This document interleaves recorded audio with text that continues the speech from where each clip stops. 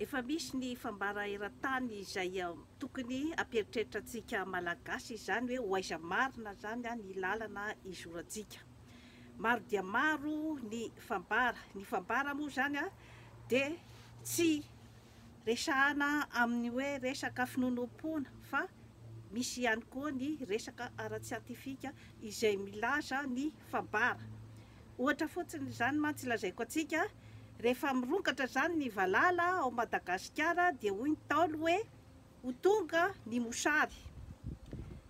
Tsy finonom-pona zany fa azo porofoina ara-tsiantifika satria rehefa mirongatra ny valala zany dia andeha hihinana ny voly any an-tsaha. Tsetsatsetsatsyaritra fotsiny zany ny amin'iny fa iverenako zany ny raharaha mafanafana sy ny raharaha politika eran'izao tontolo izao.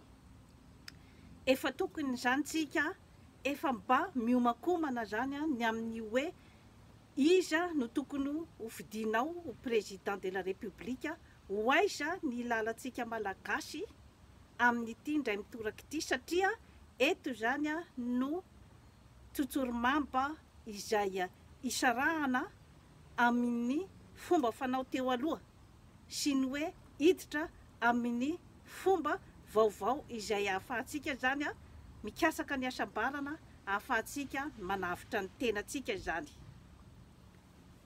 Efa maro ny fambara izay miseho eran'io.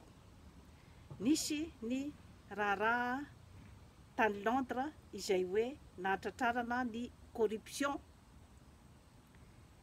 Iny zany efa tokony zany efa amperitreritratsika zany hoe mirona makaisa moa zany ny zava-misy eran-tany. Ny Anglisy dia nanana ny pouvoirany tamin'izay hoe manontany basy amin'ny Anglisy ary tena marina zany zavatra zany tamin'ny andro taloha satria ny fomba nangalany an'ireo hoe karazana arena maro eran-tany zany indrindrandrindra tao Afrika dia tamin'ny alalan'ny basy. Ankehitriny anefa zany nahoana izy no nandeha nirona tany amin'ny lalàna. Mamperitreritra zany zavatra zany ny lalàna indray zany no navadiny ho basy amin'izao fotoana zao, izany hoe ny fahamarinana satria ao indray zany no bala farany azony hiatsehatra zany amin'izao fotoana izao satria raha ny arranger azy ny fanaovana risoriso de nataony fa tsy miarranger azy tsony zany zavatra zany satria efa mievolue zany ny zava-misy eran-tany amin'izao fotoana zao, efa samy manavitra ny tenany zany dia ny lalàna izany no sisa azony nanavotany tenany zany amin'ny hoe fakany ny fon'ny malagasy zany amin'ny resaka hoe arena kibony tany. Etiko ampieritreretana atsika zany izay zavatra rehetrarehetra izay efa misamboaravoara zany ny manabasy amin'izao fotoana zao satria États-Unis zany nge ny basy sy ny fitaovam-piadiana izay no fikaramany, izay no fampidiran'ny volany hatramin'izay dia manao manipulation izy zany eran'io zany amin'ny tany rehetra izay azony manipulena ka ivarotany basy rehefa avy eo rehefa miady ny tany. Mbola mandaitra ve izay zavatra zay amin'izao fotoana zao satria io zany ny vokany io adin'ny Ukraine sy ny Russie io. Hatramin'izao ane mbola tsy nahita-baolana fa ny hafaran'io dia andeha ihany any amin'ny karazana latabatra boribory sy ny fifampiresahana ny hafaran'io. Aiza ny plasin'ny basy amin'izay fotoana izay. Eo zany no hitaritako ny saitsika rehetra satria efa mandroaka ny frantsay koa zany ny ao Afrika satria hatramin'izay zany dia nahatsapatena ny afrikanina fa nolalaovin'ny frantsay no manipuleny teo fotsiny fa tsy nisy fampandrosoana tena entitra zany nentin'ny frantsay fa karazana manipulation angalarana ny fananana ao Afrika ary ny fanaovany ny hoe fanohanana an'izay filoha rehetra teo zany mba hiaraka hangalatra aminy zany ny arenam-pireneny, dia rehefa avy eo hoentina any Fransa dia entina mandositra zany ny leo filoham-pirenena. Mbola mandaitra ve zay amin'izao fotoana zao profin'izany dia ny zavatra nitranga zany tao amin'ny Gabon farany teo zany dia ny fanonganam-panjakana ny filoha Ali Bongo, izay zanaky ny filoha teo aloha Omar Bongo, nitondra ny tany sy ny fanjakana amam-polo taonany maro tao tao amin'ny republikan'ny Gabon. Izany hoe efa tsy manan-kery intsony izany, efa tsy alamody intsony izany izay pratika izay. Ka mitodika aho zany amintsika ao Madagasikara, satria manaraka ny rivotra daholo zany amin'izao fotoana izao ny resaka politika rehetra eran-tany. Ny Rosianina zany amin'izao fotoana zao no te hiditra indray zany ao Afrika, hitantana ny Afrika, ny Rosianina sy ny Sinoa izany. Isika ao Afrika sy Madagasikara ve dia mbola hiatehitra foana zany amin'izay hoe hery matanjaka izay, hoe tsy maintsy miatehitra zany amin'ny hery matanjaka vao zay vao ho tafapetraka eo amin'ny fitondrana. Mametra-panontaniana ny zavatra rehetra mitranga amin'izao fotoana izao, satria na ny atao hoe hery matanjaka anie zao efa mametra-panontaniana ihany ny amin'ny hoe mbola matanjaka araky ny eritreriny ve izy amin'izao fotoana zao, satria matoa ny frantsay tsy toteny intsony zany ao Afrika dia efa mialefy zany ny heriny. Ka isika zany hiala nakatso andeha ho any Bohidepona indray zany hoe hitady hery matanjaka indray ve, sa hikoja ny herintsika avy ao anaty izay hoe rehefa matanjaka tsika avy ao anaty tsika ao de ho tonga ny partenera rehetra rehetra matanjaka eran-tany zany hikitika anao hoe andao sika hiara-iasa, fa tsy baiko anao intsony zany amin'ny fangalana sy ny fangalarana ny arena ao aminao. Entiko ampieritrretana antsika zany zavatra rehetra rehetra izany, tonga ny fotoana zany izay hoe tokony hieritreretantsika hoe iza zany ny filoha ho fidiana afaka hikoja an'izay hoe hery avy ao anaty izay. Zay hery avy ao anaty izay dia tsy olon'olom-poana fa olona mahataka-javatra no afaka atakatra an'izay hoe hery avy ao anaty izay. De ny fikarohanao ao amin'ny taninao, inona ny zavatra mety amin'ny tany, inona ny foto-kevitra adapté amin'izany atao hoe malagasy izany.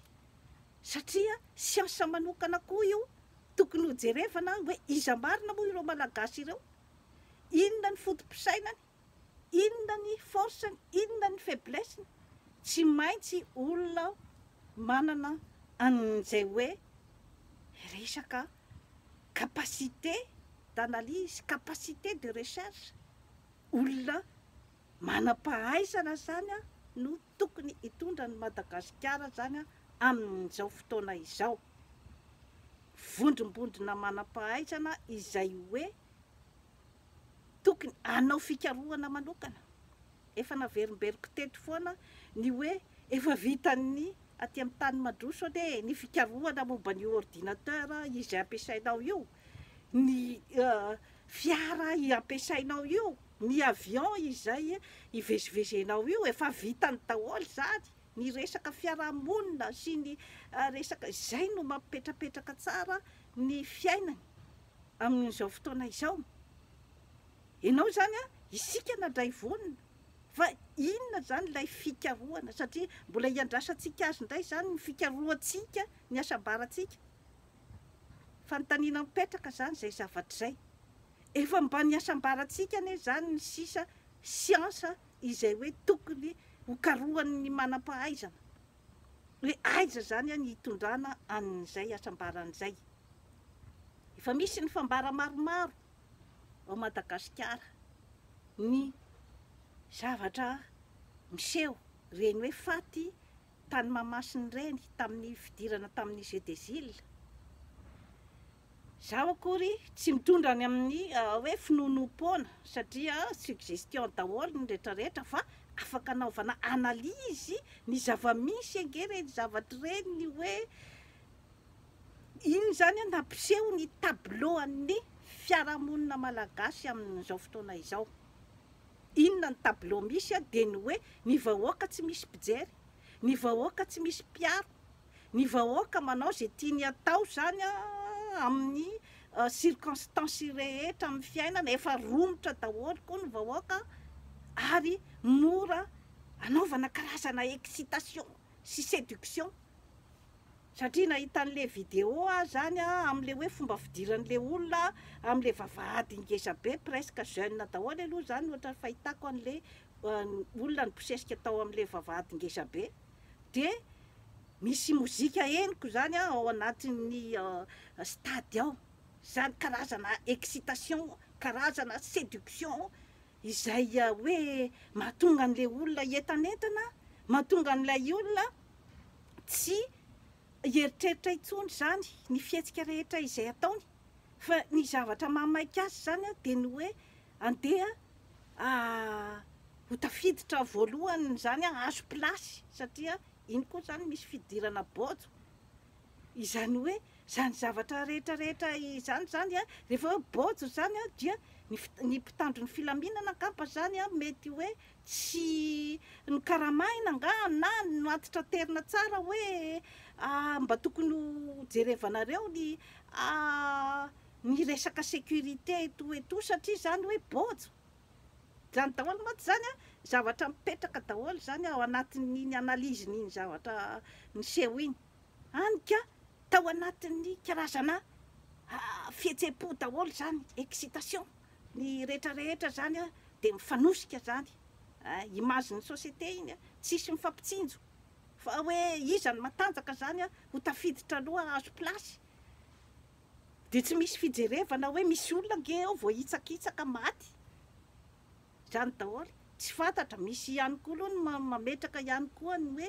analyzy ny amin'ny hoe mety misy nanosika avy any aoriana, nefa any anatin'ny fanadihadiana aloha ny ahitana n'izany zavatra rehetrarehetra zany, fa tsy afaka ilaza gratuitement fotsiny hoe nisy nanosika, fa possible daholo zany zavatra rehetrarehetra izany zany ao anatin'ny excitation. Ka rehefa tsy misy ny discipline, rehefa tsy napetraka ny discipline zany ny amin'ny hoe izao ny fomba fidirana ato zany, dia mandeha baranahany ohatran'ireny ny vahoaka, ka image ny fiainana andavanandro samy mandeha samy mitady amin'izao fotoana izao. Efa ny ain'olona zany efa tsy misy dikantsony, efa mifamono ny malagasy pour un oui pour un non, misy teny kely izay hoe tsy miarranger na matesitra olona iray dia efa afaka tonga ny savoritaka eo amin'ny fiarahamonina, ny fifamaliana, ny fifanompana sy ny fifamonoana, mety mandeha hatrany amin'ny fifamonoana.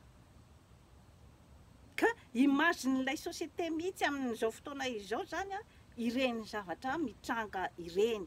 Ka efa niresahako teto foana ny hoe resaka fikatsahana ny asambarana, ny fitonian-tsaina ao amin'ny société anankiray anie, tsy maintsy mba misy foana izay hoe olon-kendry mijoro, olona toteny, mitsangana ny olona toteny amin'izao fotoana izao andamina anio karazan-javatra rehetrarehetra io, satria misy ny fitenenana hoe ny endry mody voky fa ny adala manesika ihany.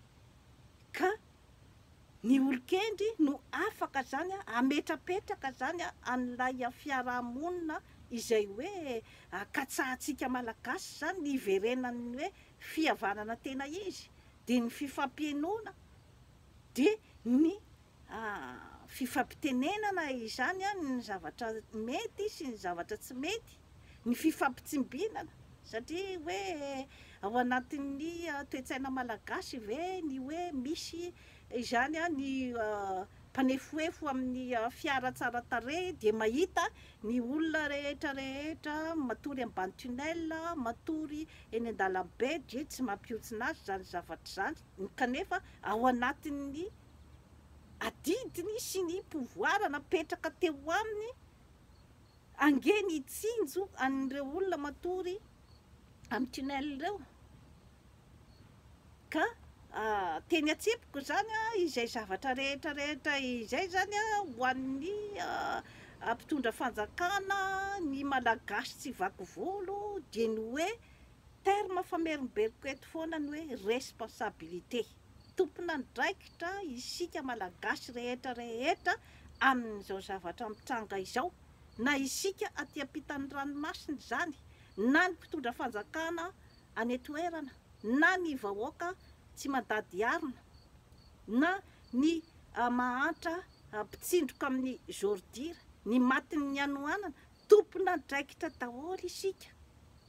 Satria ianao zany nifidy olona izay tsy hitondra ny asambarana ho anao.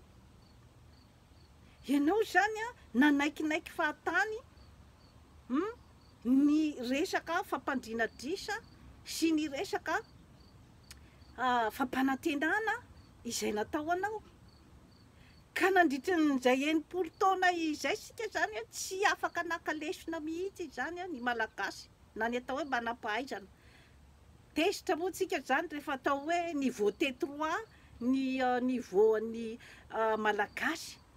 Izany koa tsy miteny hoe T3 daholo dia ho raisina ara-baky teny hoe T3 daholy, fa rehefa natao zany ny hoe karazana zany hoe analyzy sy ny statistika zany ny niveau. Misy olona ange any amin'ny 70 isan-jato zany mbola tsy mahay manoratra tsy mahay mamaky teny, tsy mahay manoratra. Fa misy ny intellectuel ambony diplôma, ambony fomba fijery fa vitsy zay. Ka rehefa natao zany ny hoe statistika ny vahoaka malagasy rehetra zany miaraka amin'ny hoe olona tsy mahay manoratra io zany sy ny olona ambony fahaizana be, dia nanome zany ny moyenne hoe T3 ka aza tezitra fa mba manana karazana hoe fanetretena hoe na ambony fahaizana ary ianao manana fanetretena, fa rehefa natao zany ny moyenne ange en général dia niveau T3 zany. Satria ny betsaka zany hoe nisy rampabe bahoaka tsy afaka zany manadiady, tsy afaka manao analyzy ny raharaham-pirenena mbola ny hoan'ny androany tadiavin'ny androany. Fa ianao zay hoe mba manana zany vatona sondritry ny tany, manana fahaizana ambonimbony zany dia mba ampiasao amin'izay zany amin'izao fotoana izao zany ny hoe inona zany no fikarohana izay tokony ataonao zany ampandroso marina any Madagasikara amin'ny ataontsika hoe zany ao anatin'ny fahamarinana. Satria efa izay zany aloha no tendance zany amin'izao fotoana zao. Efa tsy miteny tsony zany ny basin'ny tany manan-karena amin'izao fotoana izao, fa efa ny lohany sisa no ampiasainy. Satria efa manomboka amin'ny fo zany Afrika, satria io foana angeny nabadoana teo hatramin'izay, io foana no tsetsefina teo hatramin'izay. Ka isika malagasy ve zany tsy anaraka n'izay rivotra zay, fa mbola andeha ihany amin'ny hoe ohatran'ny étudiant na ny mpianatra izay hoe tsy mivaky loha, tsy mivaky loha anao ny devoirany sy ny entimodiny, fa olona hafa foana no ampanaoviny devoirany sy ny entimodiny. Ka rehefa ohatran'izay koa ny raharaham-pirenena ny ampandroso ny taninao, rehefa ny vazaha zany no ampanaovinao foana zany ny entimodinao, dia azagaka fa izay anaovany azy ao zany, zay zany no ekenao. Ka dia mamoa ny malagasy tsy vaky volo aho zany amin'izao fotoana izao hoe kojao ilay hery avy ao anaty. Rehefa matanjaka ny hery avy ao anaty dia afaka miara-miasa aminao daholy ny hery avy any ivelany izay hoe anoa